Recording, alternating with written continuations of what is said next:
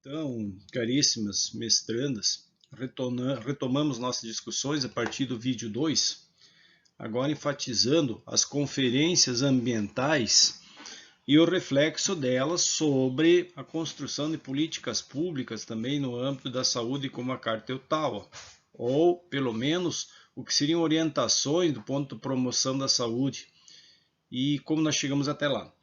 Então, no vídeo anterior, no vídeo 1, discutimos um pouquinho sobre esses elementos geopolíticos e como se deu esse desenho da questão econômica, né, e as consequências que passaram pela Primeira Guerra Mundial, a Segunda Guerra Mundial, né, e resultaram, portanto, em alterações geopolíticas no mundo e também no modelo produtivo.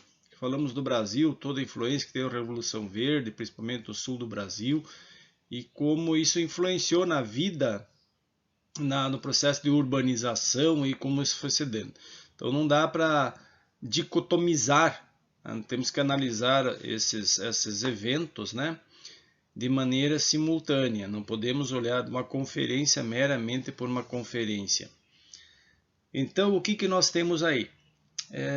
A gente já viu, portanto, pelo que falamos e foi vivenciado também, provavelmente pelos pais de vocês, né? E que já tivemos momentos de crise muito pior do que estamos vivendo hoje.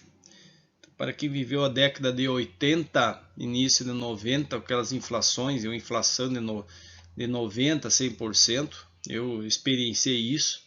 Para mim foi o pior dos períodos, né, os ciclos que nós já tivemos. Então, para quem é daquela época, deve se lembrar muito bem disso. Então, hoje temos dificuldades dos mais variados tipos, mas de longe do que nós tínhamos na época, diante do atraso tecnológico, da falta de condições e possibilidades, principalmente para o anseio dos jovens. Hoje nós temos as condições e podemos nos beneficiar dessas tecnologias, como essas que nós temos hoje aí para organizar nossas aulas assíncronas, portanto. Bem, discutindo como essas conferências ambientais foram se constituindo, nós temos que tomar como base sempre a Europa. E de tudo que aconteceu nela, Revolução Industrial, Primeira Guerra Mundial, Segunda Guerra Mundial, e Guerra Fria, que foi se acentuando, principalmente a partir da década de 50, 60, né, a ida do homem à Lua e tudo aquilo que nós sabemos lá. Então essa divisão que se deu entre Ocidente e Oriente, e no meio disso, os eventuais riscos, que vamos falar também, né, de guerras atômicas. Mas, ao mesmo tempo, a poluição desenfreada que tomava os dois lados, tanto Ocidente como Oriente, era muito forte. O descaso com o meio ambiente se acentuava, especialmente em muitas regiões metropolitanas no mundo, o que já começava a se manifestar também em São Paulo, nessas capitais. Fome começava a se manifestar. Pois bem, então, um dos grandes marcos foi dos movimentos verdes na Europa, de 1964 em diante, e que dali surgiu, portanto, também o Partido Verde. O Partido Verde, hoje, ele já não existe mais com a força que existia na Europa, principalmente a Alemanha, mas a partir dele, muitas dessas políticas foram incorporadas por outros partidos e também pelas políticas públicas, que é o cuidado com o meio ambiente. Então, o Partido Verde foi um marco dessas mudanças políticas no mundo, do ponto de vista ambiental e das preocupações. Quando a gente pode dizer que a perspectiva ambiental tomou uma conotação ideológica através do Partido Verde na Europa. E assim começaram a surgir muitas correntes de pensamento também do ponto de vista ambiental, a favor e contra, obviamente, né? Na sequência, nós temos o Clube de Roma, de 1968, em que se discute os limites do crescimento no mundo, do crescimento econômico. uma discussão se fazia, poxa, mas será que os recursos naturais que nós temos darão conta de manter esse modelo de crescimento? Será que a vida no planeta não ficará comprometida em função dessa exploração exacerbada, deplação dos recursos naturais? Será que isso tem sustentabilidade ou não tem sustentabilidade? O planeta é sustentável? Em 1970, em diante ao aquecimento entre as relações Rússia e Estados Unidos, né, e a bipolarização do mundo, obviamente, né, surgiu o Acordo de Proliferação das Armas Nucleares, que até hoje esse acordo é utilizado ainda, ou pelo menos o que consta do teor dele, quando se faz questionamentos de que se alguns países possuem armas nucleares ou não, como nós tínhamos aí algumas décadas a questão do Iraque, quando o Iraque foi invadido, né? Temos agora também a questão Coreia do Norte, toda a política sobre armas nucleares, como se estabelece as discussões do acordo de armas nucleares, que também já antevendo já as questões ambientais e os riscos iminentes de uma terceira guerra mundial. Bem, de 1968, sobraram alicerces e bases desse Clube de Roma, bases para a discussão de uma grande conferência, que foi Estocolmo, de 1972, Suécia.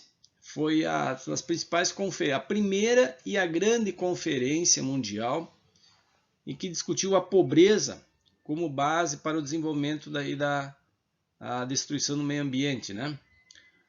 Ou do planeta. Ou seja, os países estavam crescendo, mas com eles crescia a pobreza, em função de vários fatores. Por exemplo, a educação, que sempre foi muito baixa, marcada por baixa educação nos países subdesenvolvidos. O Brasil se inscrevia nisso também.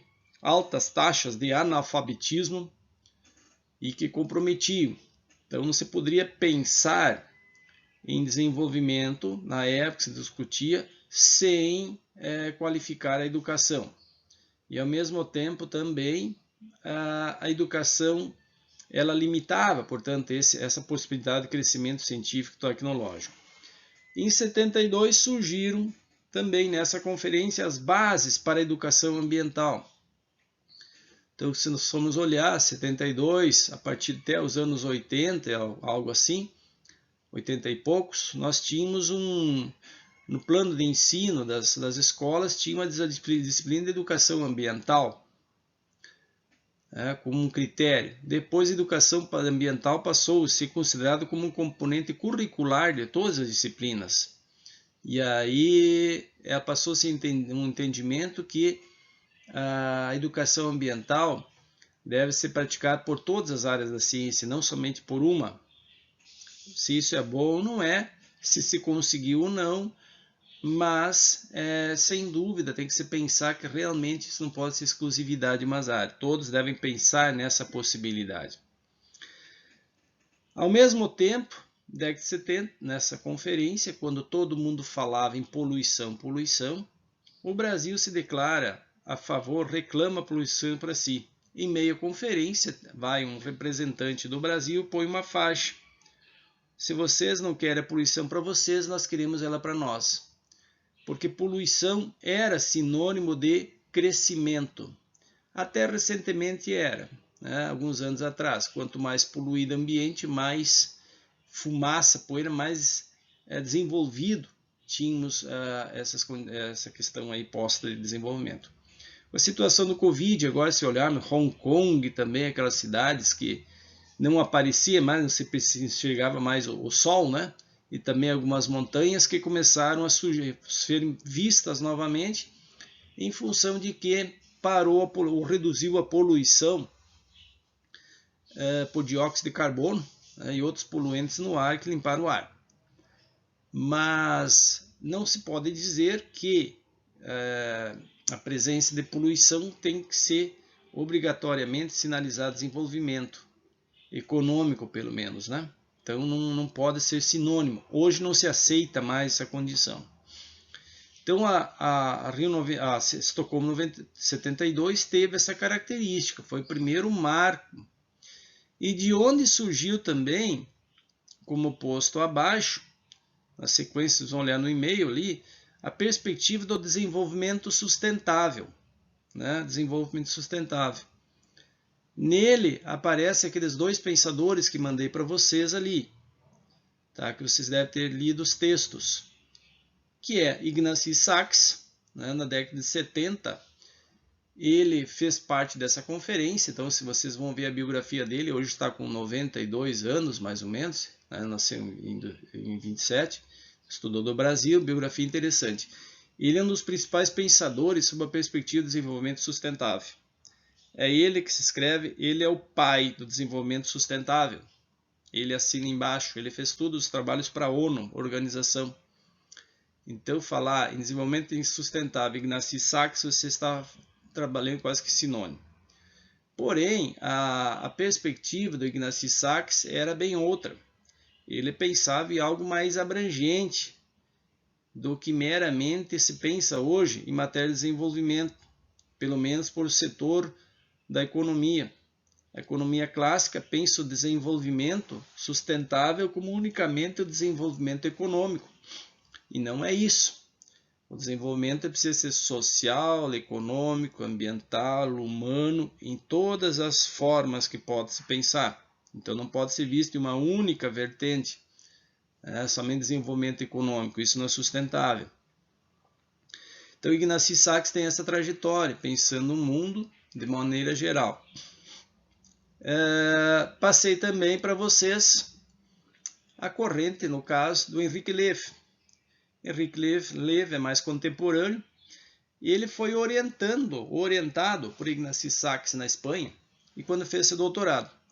Mas ele pensando mais, Ignaz Sachs pensando mais na América Latina e mais a questão das culturas, né? Culturas presentes aí, né? Então, se olharmos, eles têm uma preocupação muito grande com os povos indígenas, tá? A preocupação dele, povos indígenas, e a preservação dessas culturas que chamam populares de modo geral.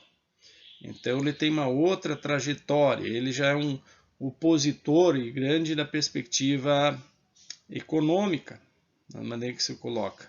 Então, são duas vertentes. Mas ele faz uns trabalhos interessantes do ponto de vista de epistemologia. Tem textos na biblioteca que vocês podem encontrar sobre epistemologia ambiental. Então vocês vão encontrar esses dois pensadores para quem, num dado momento, quiser se debruçar sobre eles, sobre essa racionalidade ambiental que temos hoje. Assim como temos textos do Sachs, também na biblioteca, muito bons esses textos também, para discutir desenvolvimento sustentável. Eles aparecem nessa vertente. Então, quando temos, por exemplo, cursos de pós-graduação do ponto de vista ambiental, educação e saúde, eles vão estar inclinados ou para uma corrente de pensamento dessas, ou Ignaz Sachs, ou Henrique Levy. Essas são as duas grandes correntes do pensamento de desenvolvimento sustentável. E é o que se discute hoje, sustentabilidade, mas qual a base dessa sustentabilidade? Então é uma questão bem epistemológica, né, hermenêutica, que vamos ver mais adiante, para poder entender o que é sustentabilidade.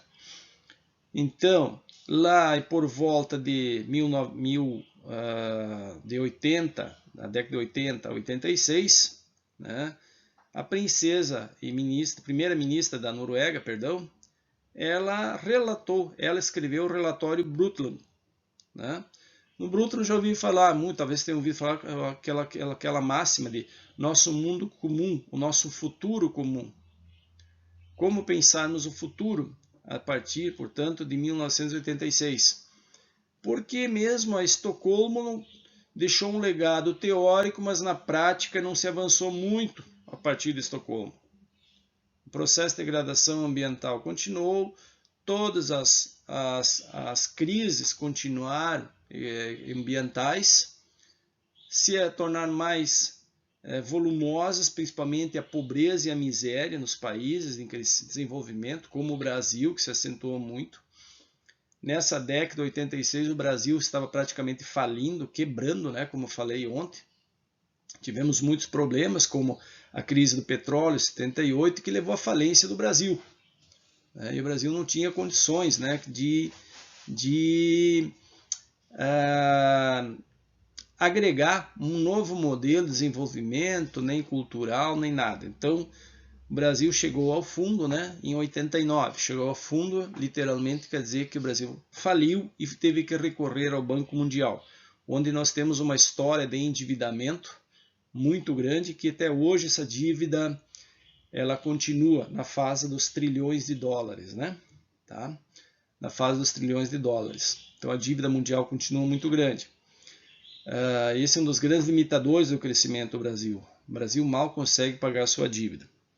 O governo anterior, o que está aqui, argumentou ter pago a dívida externa, internacional. O que ele fez foi captar recursos de bancos internos, fundos aqui de dentro, fundos, e pagar a dívida externa, mas transferiu essa dívida para internamente, do qual o Tesouro Nacional precisa continuar pagando esse juro e é juro alto. Então a dívida deixou de ser uma dívida externa para ser uma dívida interna, o que talvez é muito pior, né? Porque sobrou unicamente para nós resolvermos esse problema aí. E o povo pagando a conta, né? Então hoje a queda do poder aquisitivo, muitas questões aí, não temos inflação, mas temos queda do poder aquisitivo. Isso é uma vertente que se dá, né, em relação a isso. Então você não corrige o salário em relação à inflação. Essa é uma perspectiva que se tem para você não inflacionar, mas ao mesmo tempo, então você tem poder, a queda do poder aquisitivo. Então, a partir dessas críticas todas levantadas, a preocupação do relatório Brundtland, a fome no mundo, né, da maneira como está, a perspectiva do nosso futuro em comum, das futuras gerações principalmente, que até hoje aqueles discursos que se ouve, olha, temos que cuidar para as futuras gerações, vem desse relatório aí, relatório Brundtland, né?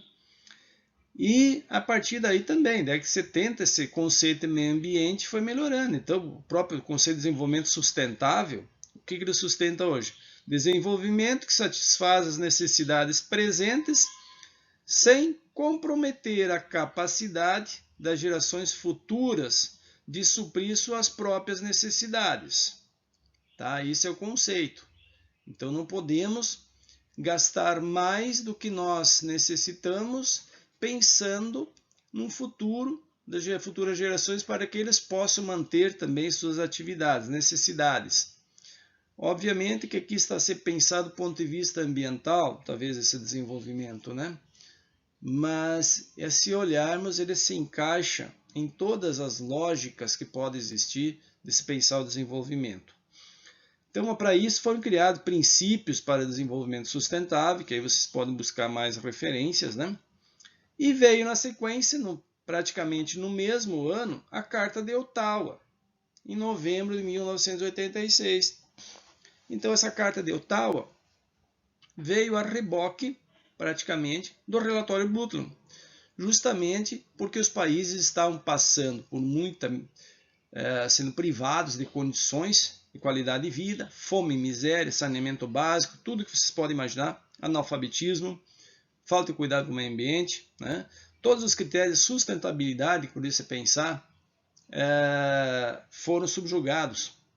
Pelo menos aquelas premissas básicas de 72. Então, a Carta de Ottawa veio para isso, para criar algumas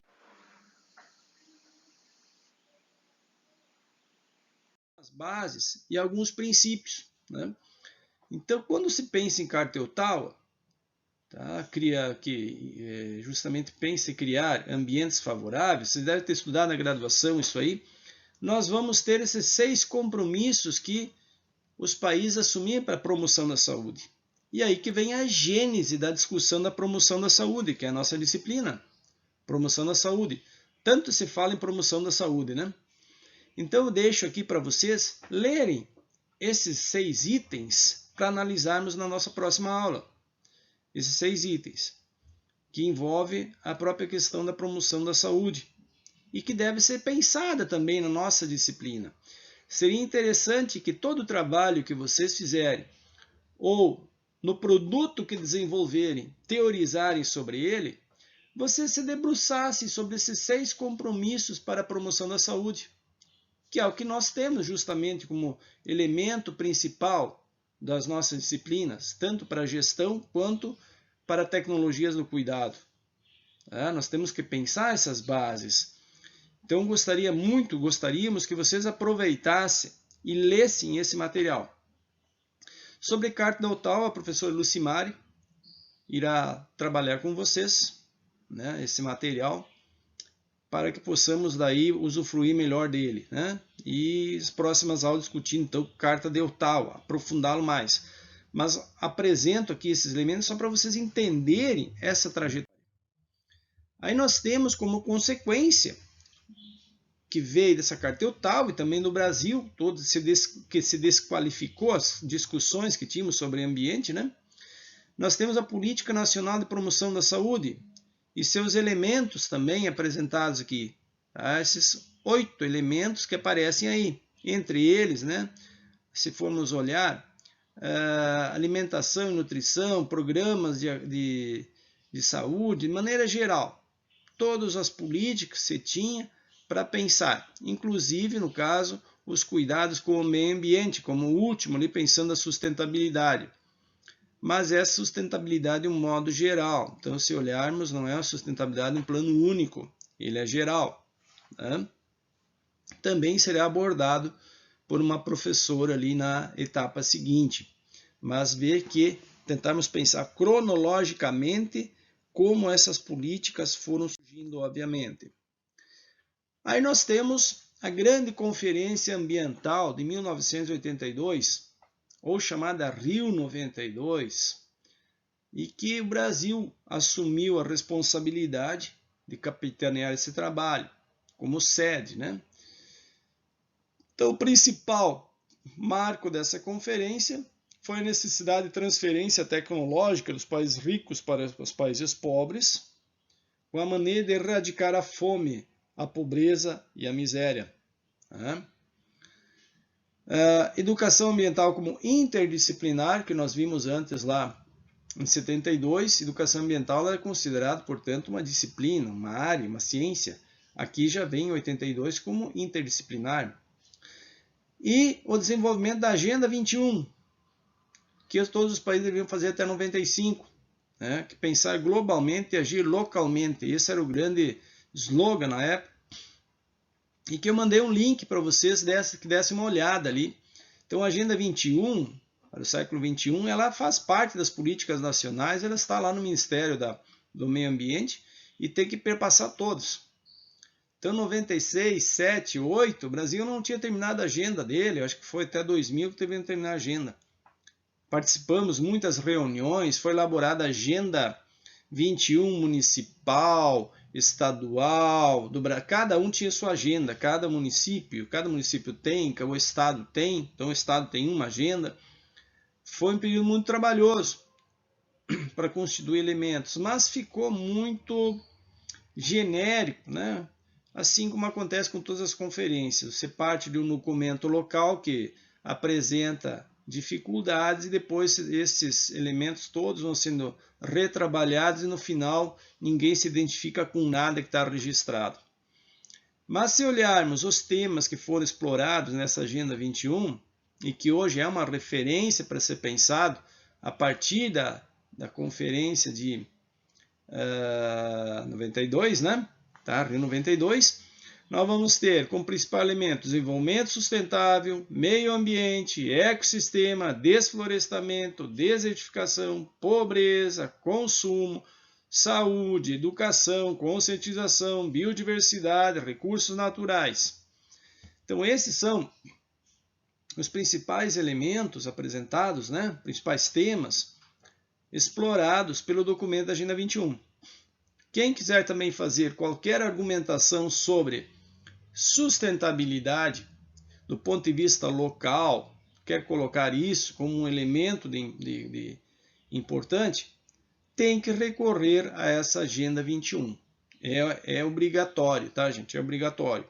Por isso que eu apresentei esses elementos. Não pedi que lessem, gente, somente coloquei ela para vocês saberem onde encontrar esses elementos. Então não há como discutir políticas públicas, quaisquer que forem.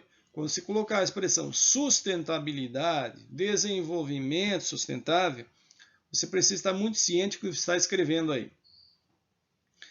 Surgiu também nessa conferência em 92 o que chamamos de princípio da precaução. Talvez vocês tenham ouvido falar já nessa expressão, princípio de precaução. Precaução significa o seguinte: na falta de conhecimento sobre riscos, as ações devem ser evitadas. Então aqui eu coloquei alguma reflexão sobre o Covid. Foi o que se aconteceu aí, com as quarentenas, tudo que aconteceu no mundo agora recentemente com o Covid. Se adotou o princípio da precaução.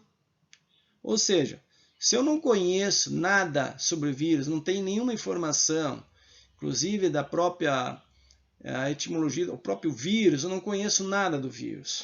O que eu vou fazer? Princípio da precaução. Não se toma nenhuma ação sem antes ser muito bem pensado e estudado. Então, para o Covid, a situação da Covid, foi adotado o princípio de precaução. Nessa mesma conferência, Rio 92, que temos que entender que a Rio 92 era um evento oficial entre os representantes governamentais, as lideranças que apareceram ali, presidentes dos principais países apareceram para discutir. No caso, se não me falha a memória, o Bush, que era da época, não apareceu. Estados Unidos, né? Então, paralelo a isso, organizações sociais se reuniram fora, em outros ambientes, para discutir essas políticas. Que na época já sabia, olha, 72 não deu em nada, né? Todos os relatórios não deu em nada, então vamos tentar discutir nós paralelamente a sociedade. Então se formou muitas organizações sociais, ONGs apareceram, representações, no que se chama de um movimento de Eco 92. Eco, que é um movimento paralelo. Então nunca confundi Rio 92 com Eco 92, que é a confusão que o pessoal fazia sempre, né? Então, o Rio 92 era oficial. ECO era um movimento social de instituições que tinha paralelamente. Evidente que em meio a isso existiam muitos interesses obscuros também. Muitos interesses obscuros. Como transformar dar autonomia a todos os povos indígenas. Inclusive teve documentos de organizações europeias para que as nações indígenas, as aldeias indígenas no Brasil, regiões, se tornassem nações indígenas, ou seja, independência dessas regiões. Portanto, já tinha uma outra intenção que também era explorar, obviamente, ou tomar posse dessas regiões. Então, perpassaram interesses muitos aí e que precisam ser melhor estudados no caso aí, né? Para quem quiser se inteirar dessas discussões. Mas é bem conflituosa a discussão. Ela remete a muitos planos aí que, se não tivermos uma base de leitura boa, a gente não se sustenta sobre ela. Não podemos ir com uma perspectiva muito idealista, de que na época se pensava somente a preservação do meio ambiente. Não era só isso, não. Mas teve as partes boas, questões boas. Por exemplo, desses surgindo, temos a Ecopedagogia, ou Carta da Terra. É um livro também que está disponível, que é do Moacir Gadotti. Né? E começou a se discutir muito também nessa época aí, tá? A participação democrática nesses eventos. Então, se começou a ter mais espaço da população no espaço, nesses locais, nessas esferas. Após Rio 92, nós temos o Protocolo de Kyoto, em 97, que discutiu as bases da poluição no mundo. Tá? E começou a discutir sobre camada de ozônio, a próprio efeito estufa. Também muitos países deveriam assinar esse protocolo para redução da emissão de gás de carbono. Alguns países não assinaram, como os Estados Unidos. Mas outros eventos agora aconteceram recentemente que os países estão assinando e se comprometeram até 2021-22 reduzir a emissão de gás carbônico. E as novas tecnologias que estão chegando aí com isso, por aí, como carros híbridos, carros elétricos, eles resultam dessas políticas aí, desses acordos firmados e assinados entre os países que compuseram, portanto, essas conferências internacionais. Na sequência, nós temos a Rio+10, Joanesburgo, tá, que seria, portanto, de 2002, tá? 2002, Rio+10. Bush também não participou, né, devido a discussões sobre aquecimento global. Se discutiu, portanto, essa Rio+10, a liberação dos transgênicos, como a proposta dos países. Olha, existe fome na África, a África não consegue sustentar a sua população, não tem produção de alimento. E ao mesmo tempo, naquele período 97, 8, 9, na economia se discutia muito, principalmente nesse setor da agricultura, a produção dos alimentos transgênicos, no caso a soja transgênica. Para quem vivenciou a época sabe das discussões que fazia quando começou a se discutir transgenia nos alimentos. E se demonizou praticamente os transgênicos na época. Hoje a gente já sabe que não é isso, né? Não é isso. E uma das condições colocadas por Bush, muitos outros países ali, foi o seguinte: olha, tem fome na África? Ok, então vamos liberar os transgênicos. A gente consegue produzir mais alimentos e isso torna esse alimento mais disponível e mais barato para a população. E assim ficou o embate, né? Também voltou à tona a discussão de transferência tecnológica para os países mais pobres, que na prática a gente sabe que isso raramente vai existir, senão por acordos internacionais também, em mão dupla, né? Aí nós temos a Rio+20, que seria 2012, então a última 2002, depois de mais 10 anos, né, tivemos a Rio+12. A Rio+12 tivemos algumas discussões interessantes aí, tá? Que se retomaram aqueles problemas. Também foi no Rio de Janeiro. Vocês discutirão nos próximos módulos, próximas aulas, sobre determinantes sociais, tá? Que envolve um período anterior, 2012, 2010, 2008, por aí foi discutida, essa expressão surgiu muito forte. Mas em 2012 foi incluída essa outra expressão, ela tomou uma nova conotação, como determinantes socioambientais. Então a professora Leila vai trabalhar com você essa questão dos determinantes sociais e socioambientais. Hoje não se discute mais apenas uma questão social, se discute, quando se fala uma discussão toda, ela é socioambiental, porque também mudaram os conceitos sobre meio ambiente, que a gente também vai vir algo nos próximos momentos aí. Quando falamos sobre desenvolvimento sustentável, então temos que trazer aqui uma reflexão sobre Santa Catarina, em nossa região, assim como eu trouxe lá nos elementos passados, na aula anterior, do que aconteceu ali naqueles ciclos produtivos, ciclo da madeira, ciclo da produção intensiva. Então, está retratado aqui. Porém, nós tivemos durante um período muito significativo, aí, um tempo, a litoralização do estado de Santa Catarina. Então, o litoral sempre foi mais hegemônico em relação à nossa região, como ainda continua sendo, né, do ponto de vista político e das compreensões que se tem sobre o oeste catarinense. Uma das propostas que se teve mais enfáticas foi a partir de 2002, 2003, quando nós tínhamos no poder o governador Luiz Henrique da Silveira, e ele teve essa proposta de deslitoralização. E na época a proposta dele foi construir de maneira mais eficiente essas SDRs, ou secretarias regionais. Primeiramente existiam 8, ele pensou em ampliar as secretarias regionais, mas todas elas partindo de um recorte geopolítico respeitando culturas e costumes e hábitos e sistema de produtivo de cada região, respeitando o relevo, características de modo geral. Então, quando em 2004, na UDESC, nós participamos, eu, professor Arnildo, teve muitos outros, participamos, colaboramos num projeto de pesquisa, que foi da professora Maria Esther Menegasso, que uma pesquisa encomendada pelo governo do estado, mas com a participação do Programa Mundial Desenvolvimento, no caso, né, e Ambiental, PUMA. Nesse programa, o que nós realizamos?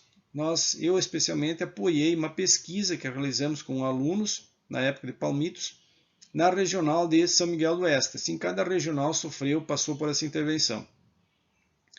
E pesquisamos as organizações sociais. O que são organizações sociais?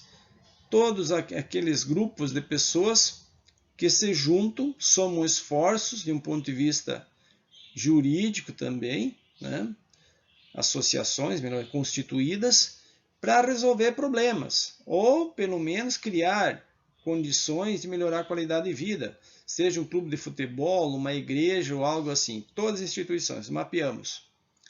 Porque as instituições sociais são fundamentais para o desenvolvimento.